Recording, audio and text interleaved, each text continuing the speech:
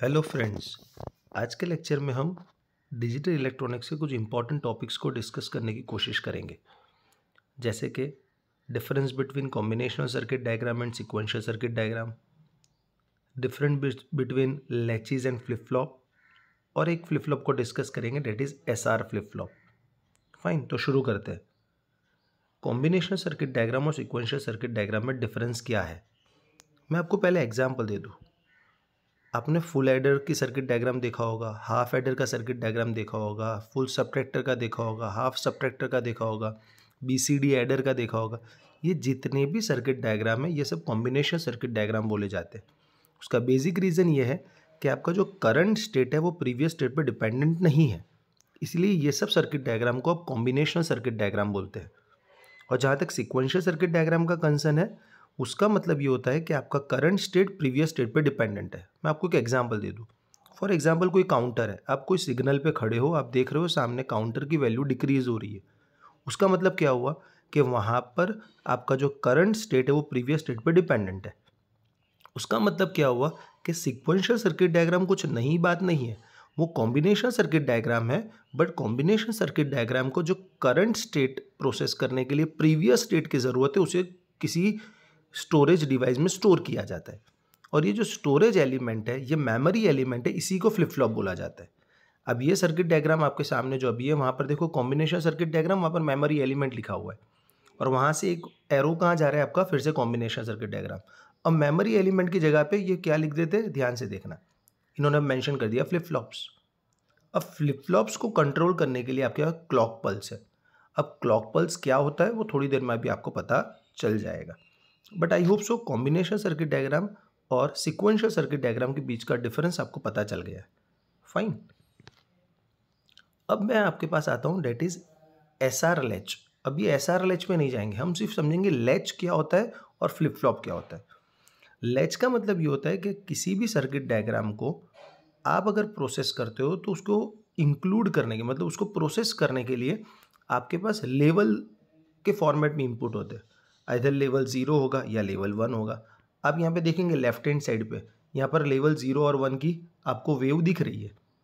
मतलब जब कभी भी आप लेवल के अकॉर्डिंगली काम करेंगे आप उसको लैच बोलेंगे, और जब कभी भी आप उसको ट्रिगर के फॉर्म में यूज़ करेंगे तो आप उसको क्या बोलेंगे, दैट इज़ फ्लिप फ्लॉप। मैं आपको एक डायग्राम बता देता हूँ तो ज़्यादा पता चल जाएगा।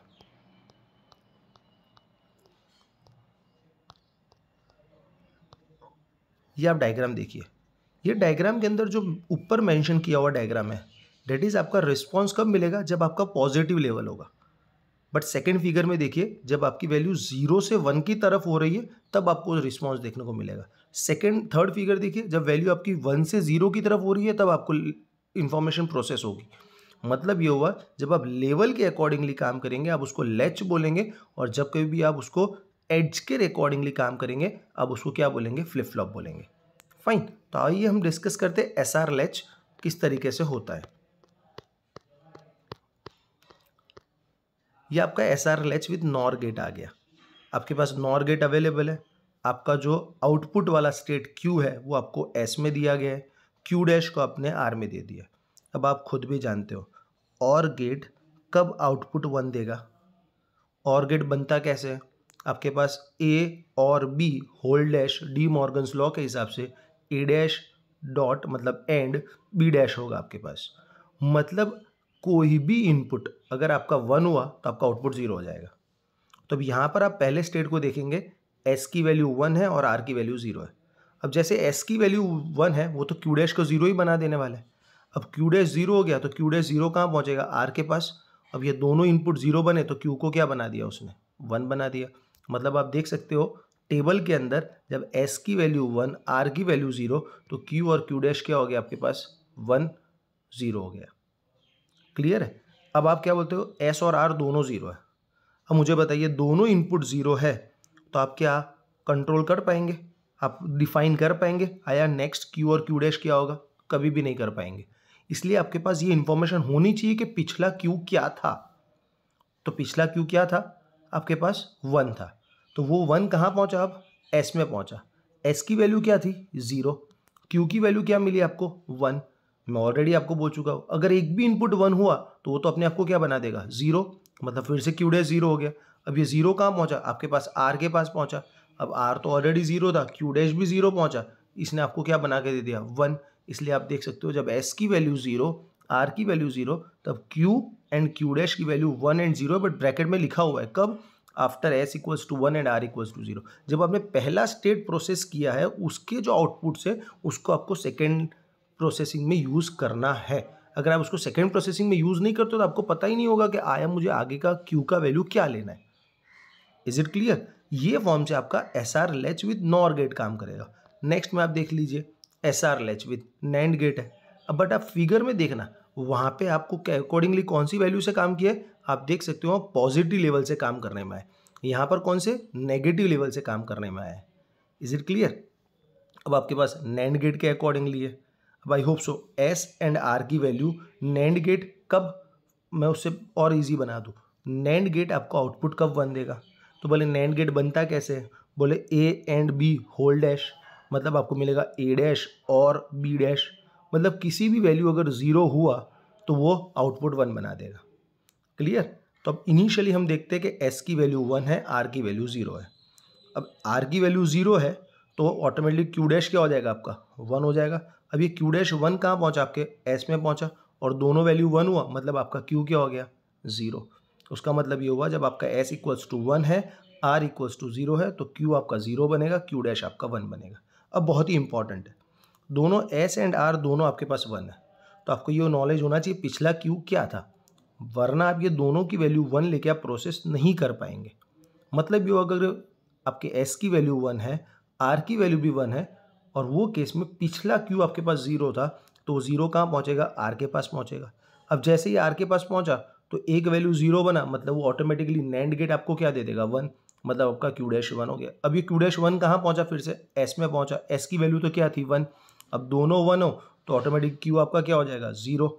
इसलिए आप देख सकते हो सेकेंड स्टेट में एस एंड आर की वैल्यू जब वन वन है तो क्यू एंड क्यू डैश आपका क्या बन गया, zero and one, but bracket में लिखा हुआ है after S equals to one and R equals to zero. जब आपका पहला स्टेट प्रोसेस हुआ है उसके आउटपुट पे आप नेक्स्ट स्टेट को डिफाइन कर रहे हो। इसलिए आप देखना, मैं पहले भी बोल चुका हूँ, जहाँ तक सिक्वेंशियल सर्किट का कंसर्न है, सिक्वेंशियल सर्किट क्या करेगी, आपके पिछले स्टेट को लेके फिर नेक्स्ट स्टेट को प्रोसेस करेगी। Is it clear? यहाँ पर आप क्या करते थे, एस और आर की दोनों वैल्यू जीरो ले रहे थे, क्यों, बिकॉज आप नॉर गेट से काम कर रहे थे। यहाँ पे आप दोनों की वैल्यू क्या ले रहे हो, वन ले रहे हो, क्यों, बिकॉज आप यहाँ पे नैंड गेट से काम कर रहे हो। Is it clear? फाइन। अब ये सर्किट डायग्राम को और एडवांस सर्किट डायग्राम बनाते हैं, इसको कंट्रोल्ड बनाते हैं। कंट्रोल मतलब मुझे अब इसको फ्लिप फ्लॉप के मैनर में कन्वर्ट करने की कोशिश करनी है। तो अब ये सर्किट डायग्राम ने देखिए, आपके पास नैंड गेट का लैच वाला जो एस आर लैच था वो तो है ही, उसको कंट्रोल करने के लिए वहाँ पे दो और नैंड गेट लग दिए, और वो दोनों नैंड गेट के कॉमन इनपुट है जिसको सी बोला जाता है, जिसको बोलते हैं क्लॉक पल्स। क्लॉक पल्स क्या होगी, आइदर पॉजिटिव एड्स ट्रिगर्ड होगी या नेगेटिव एड्स ट्रिगर्ड होगी, और ये पर्टिकुलर सर्किट डायग्राम को आप फ्लिप फ्लॉप बोलेंगे। क्यों, बिकॉज आपके पास क्लॉक पल्स है, यहाँ पे अकॉर्डिंग टू ट्रिगर काम करने में आने वाला है। Is it clear? फाइन। अब आप देखना, मैं यहाँ पे राइट हैंड साइड हाईलाइट किया हुआ है, आपके पास एस और आर की वैल्यू जीरो जीरो है।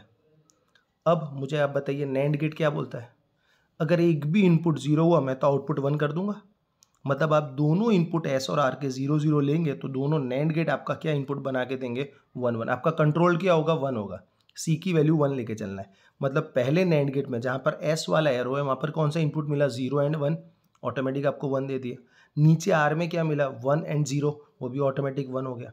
अब ये दोनों वन है, क्या ये नैंड गेट जो एस आर नैंड गेट वाला है, एस आर लैच का नैंड गेट है, वो क्या दोनों वन को प्रोसेस कर पाएगा, हरगिज़ नहीं। मतलब आपको क्या करना है, आपका पिछला क्यू पता होना चाहिए।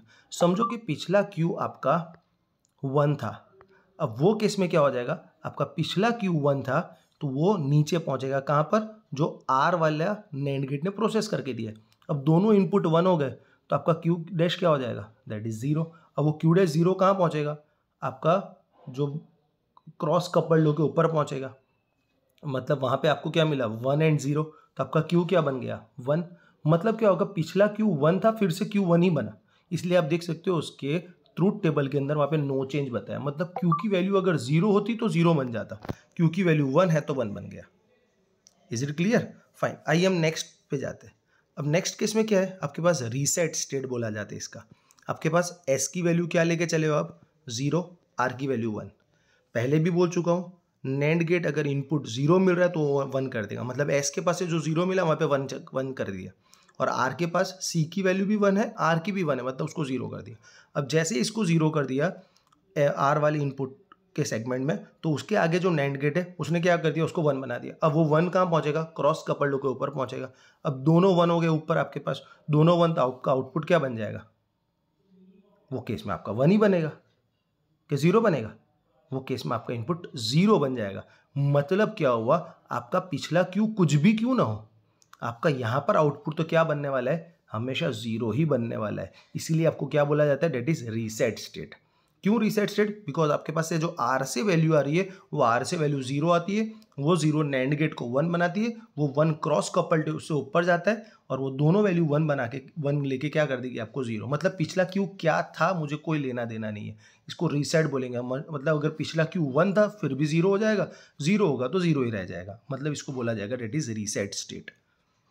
अब यहाँ पे देखिए, आप यहाँ पे आपके पास एस की वैल्यू 1 है और आर की वैल्यू 0 है। अब ये केस में पहले ही बोल चुका हूँ, अगर एक भी इनपुट आपका 0 हुआ तो ऑटोमेटिक उसको वो तो क्या बना देगा, वो आपको 1 बना देगा। अब वो केस में क्या हो गया, आपके पास जो नीचे वाला आर था उसने उसको 1 बना दिया। अब जैसे ही 1 बनाया और ऊपर आपके पास 0 मिला, जैसे ऊपर 0 मिला, कौन सा एस के बाद वाला बात कर रहा हूँ, वहाँ पर जैसे ही 0 मिला, वो नैंड गेट क्या क्रॉस कपल्ड के दूसरे इनपुट की उसको ज़रूरत ही नहीं है, क्यों, वो इंडिपेंडेंटली डिसीजन ले सकता है। जैसे डिसीजन लेगा आपके पास क्यू की वैल्यू क्या बन जाएगी, 1।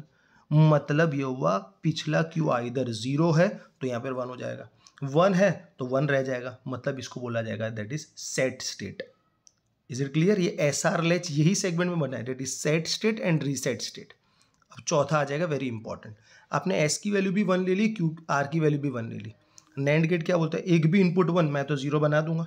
अब दोनों इनपुट आपके पास 0 बन गए, अब दोनों इनपुट 0 बन गए, पिछला क्यू फॉर एग्जाम्पल आपके पास 1 होगा, ऐसा हम एज्यूम करते हैं, पर वो एज्यूम करके कोई फायदा ही नहीं है, क्यों, बिकॉज ये दोनों इनपुट 0 है, तो नैंड गेट क्या बना देंगे, नैंड गेट तो बोलते हैं अगर एक भी इनपुट 0 मैं तो 1 बना दूंगा, मतलब आपका क्यू भी 1 बन गया, क्यू डैश भी 1 बन गया, तो ये तो कैसा केस हो गया, तो इसको क्या बोलेंगे, दैट इज इनडिटर्मिनेट स्टेट बोलेंगे। इसलिए आपको एग्जाम में पूछ सकते हैं, explain the indeterminate state with respect to SR flip flop, तो आपको ये सर्किट डायग्राम में ये इनपुट को लेकर समझाना है। इज इट क्लियर, तो आई होप सो sequential circuit diagram, combination circuit diagram, latch, flip flop और खास करके एसआर फ्लिप फ्लॉप आपको समझ में आ गया होगा। Fine, okay, thank you.